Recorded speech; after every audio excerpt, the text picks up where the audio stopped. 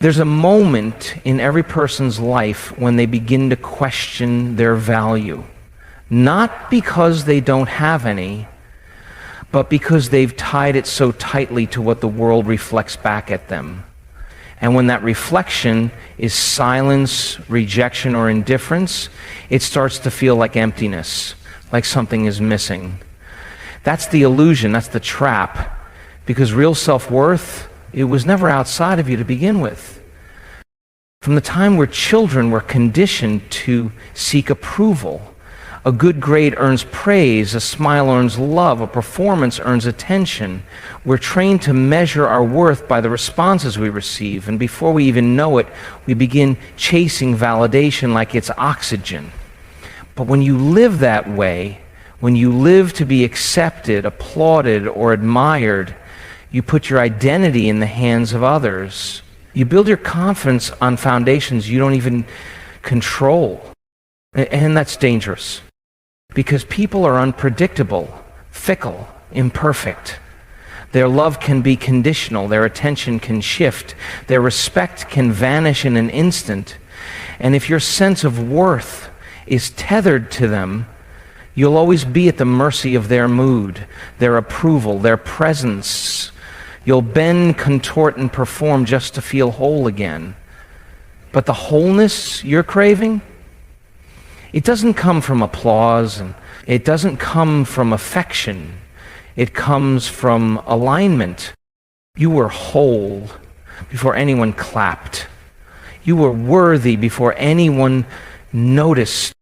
The truth is, self-worth is a decision, not a discovery. It's a daily commitment to see yourself clearly, even when the world refuses to. It's knowing your value without needing a receipt from others to prove it. It's walking into a room without shrinking, without performing, without trying to earn your place, because you already belong to yourself.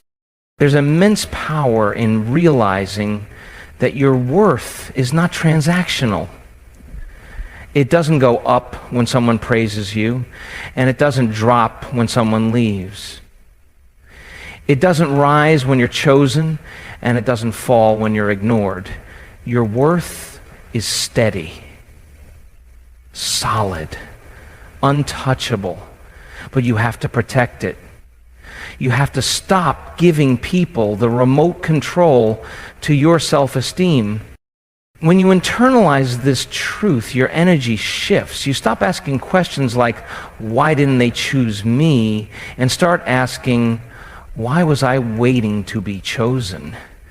You stop chasing people who breadcrumb you with attention and start gravitating toward those who see your light without needing it to flicker first.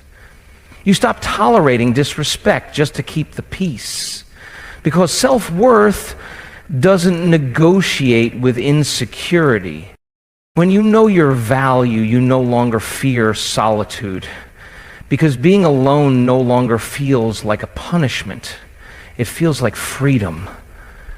You're no longer afraid of silence, because your inner voice is louder than the noise of outside opinions. You're not obsessed with being seen, because you've finally seen yourself. And that's the kind of power no one can take from you. You start to realize that the people who can't love you, can't respect you, or can't show up for you consistently are not reflections of your inadequacy. They are reflections of their own limitations, and your job is not to fix them. Your job is not to prove yourself to them. Your job is to stay rooted in your truth, no matter who doesn't get it. When you anchor your worth internally, you stop over-explaining yourself. You stop apologizing for taking up space. You stop waiting for permission to live boldly, speak freely, and love deeply.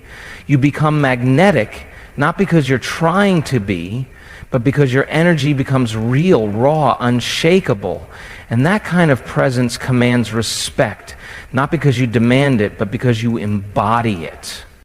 The shift is not easy. It requires a constant return to self.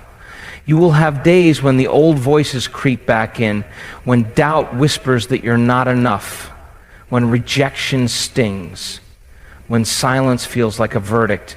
But even in those moments, especially in those moments, you remind yourself, your worth was never on trial. You never needed a verdict. You've always been enough, always. Chasing is the language of scarcity. It is born from the belief that something you need is outside of you, running away from you, and that you must sprint just to catch it before it disappears for good. But the truth is, anything you have to chase was never standing still for you in the first place. Love, attention, respect, these are not rewards to be earned through pursuit. They are reflections of alignment.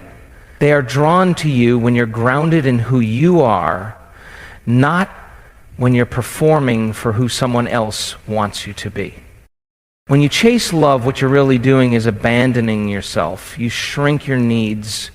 You silence your voice. You become whoever you think they want just so they'll stay. But real love doesn't ask for your sacrifice. It doesn't demand your mask. It doesn't thrive in desperation. It grows in truth. It grows when two whole people meet in the middle, not when one person is running after someone who keeps walking away. You weren't made to beg for connection. You weren't designed to prove your worth through effort alone. Chasing creates a power imbalance, one where you're always the one reaching, stretching, hoping, and the other is always the one withholding. That dynamic is not love. That is insecurity feeding insecurity, fear feeding fear. Because if someone truly saw your value, they would not require a chase. They would match your energy, not test it. They would meet you where you are, not make you prove that you deserve to be seen. It's the same with attention. In a world obsessed with being visible, too many people are addicted to validation. We measure our presence by the reaction it gets, likes, comments, compliments, applause. But chasing attention leaves you in a constant state of performance. You become a mirror reflecting back what others want to see, not a light shining from your core. You start to speak to be heard, not to be understood. You start to move in ways that attract eyes, not meaning. The paradox is this: the more you chase attention, the less authentic you become. And people can feel it. They can sense when someone is trying too hard, when the energy is desperate, when the vibe is off. But when you stop chasing and start being, you tap into something deeper. You stop needing to be seen to feel real. You stop needing a crowd to feel worthy. You no longer perform, you embody. And that embodiment speaks louder than any spotlight ever could. Then there's respect, the most misunderstood of all.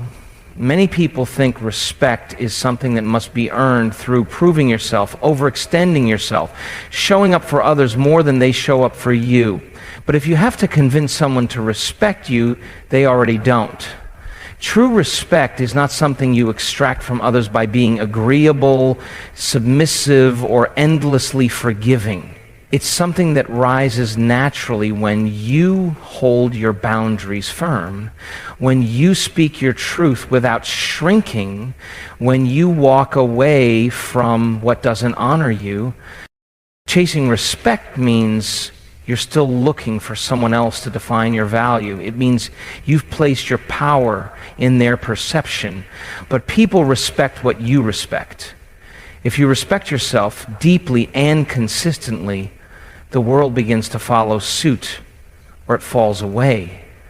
And when it falls away, it's not a loss. It's a clearing, a filtering of everything that was never meant for the level you're growing into. Chasing any of these things, love, attention, or respect, leads to burnout of the soul. You lose your sense of self in trying to gain someone else's approval. You move farther from your truth while trying to secure someone else's presence.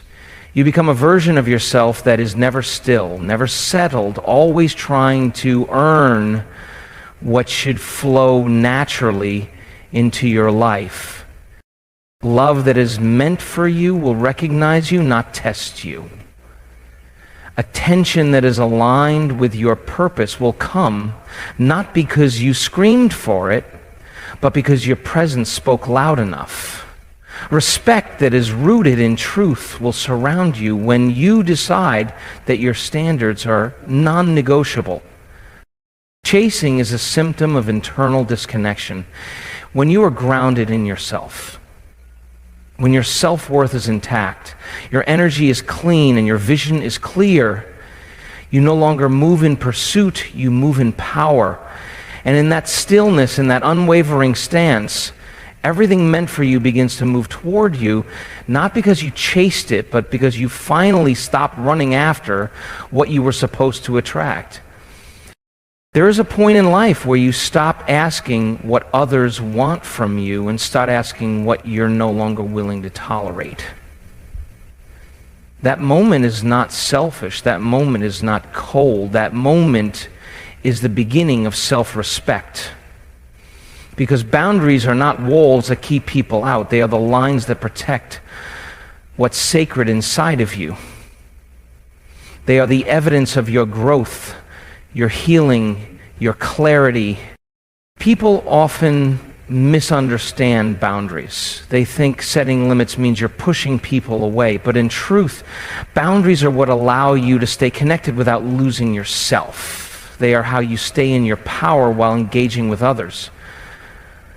Without boundaries, you are constantly absorbing, bending, overgiving. You become a container with no lid, wide open to every opinion, every demand, every energy that walks in the room. And eventually you overflow, you burn out. You lose yourself trying to keep others comfortable.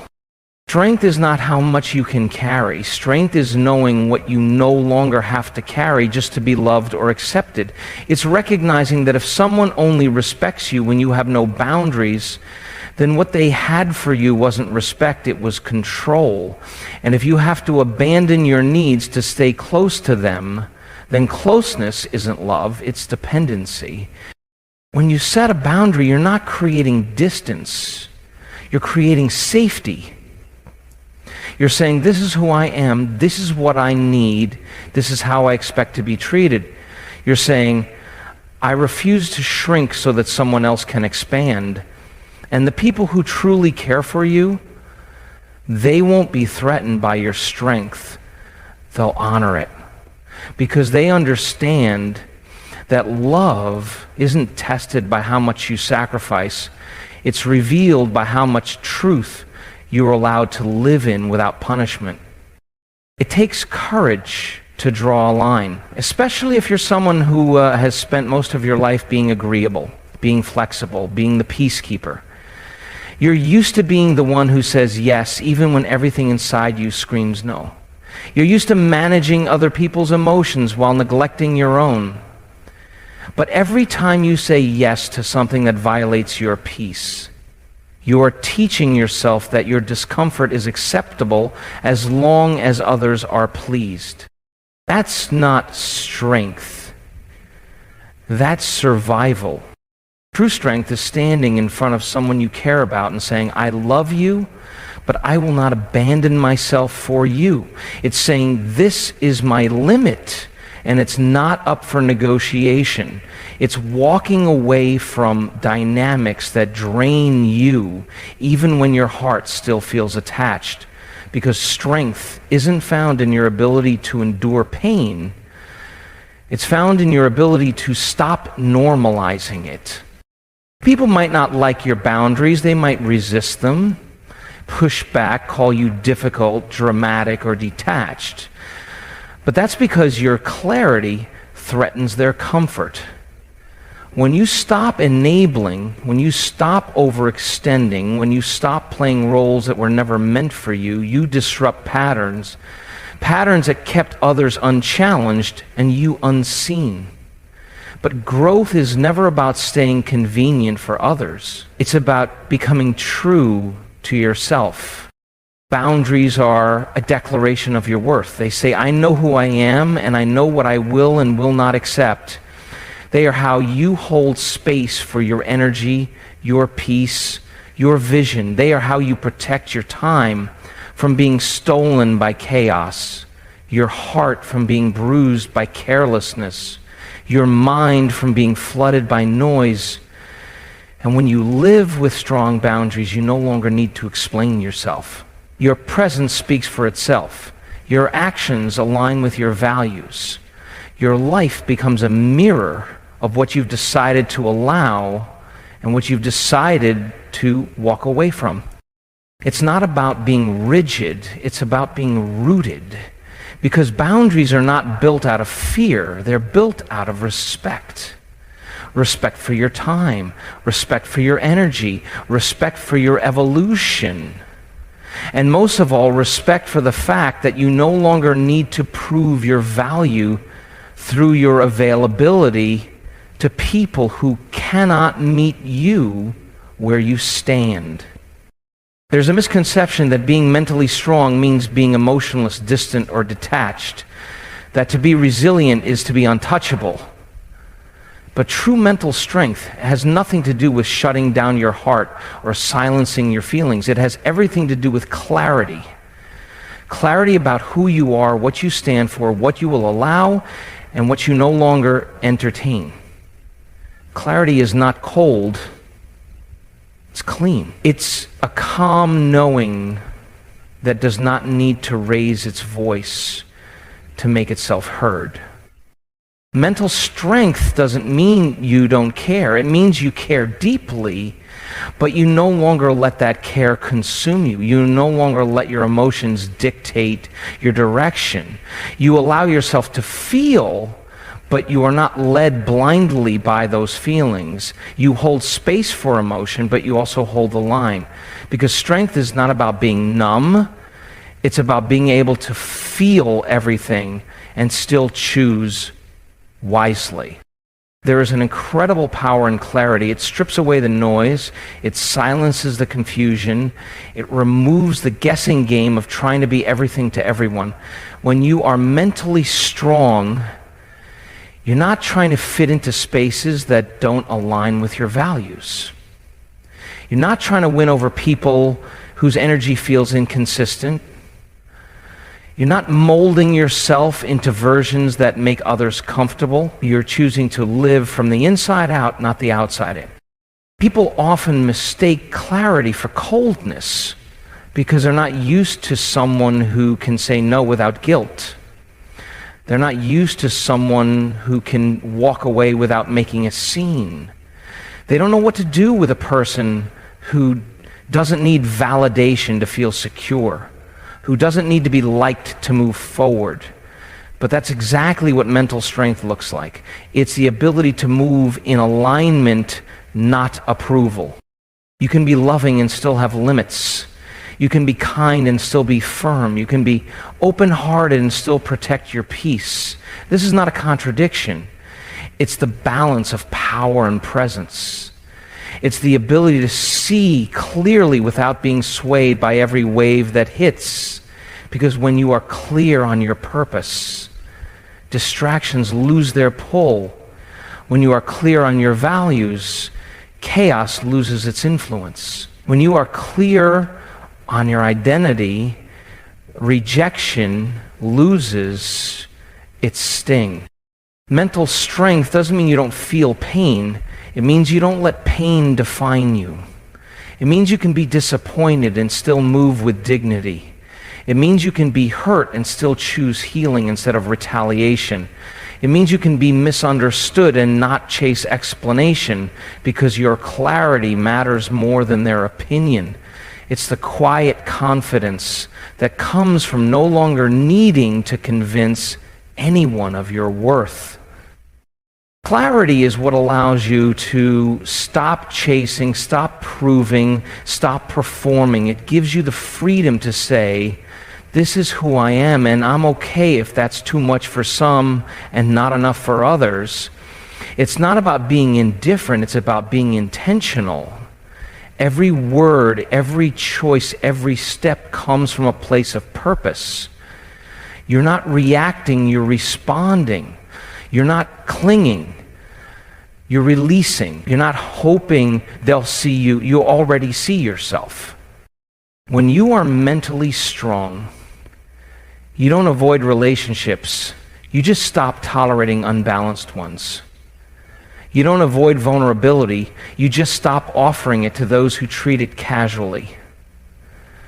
You don't avoid connection. You just make sure it doesn't come at the cost of your clarity. Because mental strength is not about walls, it's about standards. It's not about being untouchable. It's about being unmoved by what doesn't align. And while people may call you distant, the truth is you've never been more connected to your truth, your intuition, your purpose. You're not pushing people away. You're holding space for those who meet you in mutual respect. You're not detached. You're discerning. You're not heartless. You're healed enough to know that your peace is not a currency for closeness. Your clarity isn't arrogance, it's alignment. It's the deep understanding that you don't need to lose yourself in the name of being understood. It's the strength to stay centered, even when the world demands that you spin in circles just to keep the peace. There comes a time when silence says more than 1,000 arguments, and walking away speaks louder than staying to explain yourself. In that moment, you realize something powerful. Not every door needs to be slammed shut. Not every departure needs a dramatic ending, and not every goodbye has to be filled with anger to mean you've reclaimed your peace. Walking away is not a sign of weakness. It's not giving up. It's wisdom. And the way you leave something often reveals more about your strength than the reasons you had to leave in the first place. Walking away with grace doesn't mean you weren't hurt. It doesn't mean you weren't disrespected, neglected, or misunderstood. It simply means you've made the decision not to let the pain make you bitter. Bitterness corrodes from within. It keeps you emotionally tied to the very thing you're trying to let go of. It keeps the story on repeat in your mind, replaying the hurt, the injustice, the betrayal, as if reliving it will somehow change what happened. But grace doesn't replay, grace releases. Grace is not about pretending you're unaffected. It's about choosing your peace over your pride. It's about standing tall in the aftermath and refusing to become the storm that tried to shake you. Because grace is not silence out of fear. It's silence out of understanding. It's knowing you don't owe anyone a scene to validate your strength. You don't need to scorch the earth to prove you were right. Your absence can be your closure. Your elevation can be your response. When you walk away with grace, you're not suppressing your emotions. You're simply choosing to transmute them. The hurt becomes growth. The confusion becomes clarity. The anger becomes boundaries. You're not running away from the experience. You're extracting the lesson and leaving behind the chaos. You begin to understand that sometimes peace looks like letting people wonder why you left, instead of trying to convince them why they should have treated you better. Bitterness is loud. It demands attention. It feeds on blame and retribution. But grace is quiet. Grace doesn't need to be seen to be felt. It lingers in your energy. It shines in your restraint. And most of all, it frees you from the grip of things that were never yours to carry. It whispers to you that not every battle needs to be fought. Not every insult needs to come back. And not every disrespect requires you to sacrifice your character just to prove a point. You start to recognize that walking away isn't always about them, it's about you. About preserving what's left of your peace after being drained too many times. About choosing yourself in a world that often celebrates the selfless at the expense of their well-being. About deciding that your time, your energy, your love are sacred, and you no longer hand them over to those who don't know how to hold them. It takes deep inner strength to walk away without bitterness, to leave something toxic without carrying the poison with you, to wish someone well, not because they deserve it, but because you deserve to be free of the emotional weight. Grace is for you. It's the medicine your soul needs after staying too long, caring too hard, or giving too much. It's how you close the chapter without tearing the whole book apart. And the beauty of walking away with grace is that it doesn't deny your humanity, it honors it. It allows you to feel everything without becoming what hurt you. You can cry and still be strong. You can grieve and still be grounded. You can miss someone and still know they weren't meant to stay. Grace doesn't erase the history, it just shifts your focus from what broke to what it taught you. People might not understand your silence. They might confuse your distance with indifference. But that's not your concern. You're not here to be decoded. You're here to evolve. You're not walking away because you're cold. You're walking away because you've outgrown the version of yourself that stayed silent, that accepted crumbs, that tried to fix what was never your responsibility to mend. You're walking toward wholeness, toward deeper truth, toward a version of you that doesn't beg, doesn't chase, doesn't cling. A version that knows peace is not the absence of pain, it's the presence of alignment. And alignment often requires letting go without burning down what you're leaving behind. Becoming mentally strong isn't about hardening your heart. It's about softening into your truth without apology. It's about unlearning the need to chase, to prove, to beg, and relearning the power of standing in your own energy. When you stop seeking love, attention, and respect outside of yourself, you begin to generate it from within. When you set boundaries, you stop leaking your power into places that do not honor you. When you stop mistaking clarity for coldness, you realize that calm conviction is stronger than chaos. And when it's time to leave, you don't do it to wound, you do it to heal, with grace, with dignity, with a deep understanding that your worth is not up for negotiation. Mental strength is the art of remembering who you are even when the world forgets. It is reclaiming your emotional freedom. It is speaking less and knowing more, giving less and becoming more. It's walking into rooms without shrinking and walking out of relationships without regret. This isn't about being unbothered. It's about being unshaken. This is your power, not in how loud you fight to be seen, but in how silently you rise when you finally decide to see yourself.